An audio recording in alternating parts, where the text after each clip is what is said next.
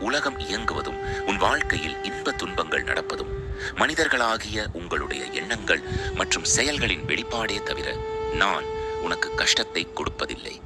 கீதை, Bible, குரான் என அனைத்து புனித நூல்களும் சொல்வது போல நீ எதை விதைக்கிறாயோ அதையே அறுவடை செய்கிறாய். உங்கள் தவறான தேர்வுகளால் வரும் துன்பங்களுக்கு கடவுள் இல்லை என்று கலங்காதே. தாய் தன் குழந்தைக்கு ஒருபோதும் தீங்கு நினைக்க மாட்டாள். உங்கள் செயல்களின் பலனை நீங்கள் அனுபவிக்கும் அதே வேளையில் அந்த பாரத்தை தாங்கும் சக்தியாகவும் உன்னை தாங்கி பிடிக்கும் நிழலாகவும் நான் எப்போதும் உன் அருகில்தான் இருக்கிறேன்.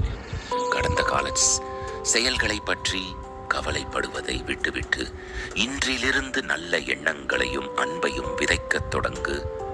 உன்னுடைய நம்பிக்கையும் பொறுமையும் உன் வாழ்க்கையின் ஒவ்வொரு கஷ்டத்தையும் நல்லதாக மாற்றி அமைக்கும். இந்த உலகத்தையும் அதன் விதிகளையும் உருவாக்கியது நானாக இருக்கலாம். ஆனால் இன்று இந்த உலகம் இயங்குவதும் உன் வாழ்க்கையில் இன்ப துன்பங்கள் நடப்பதும் மனிதர்களாகிய உங்களுடைய எண்ணங்கள் மற்றும் செயல்களின் வெளிப்பாடே தவிர நான் உனக்கு கஷ்டத்தை கொடுப்பதில்லை.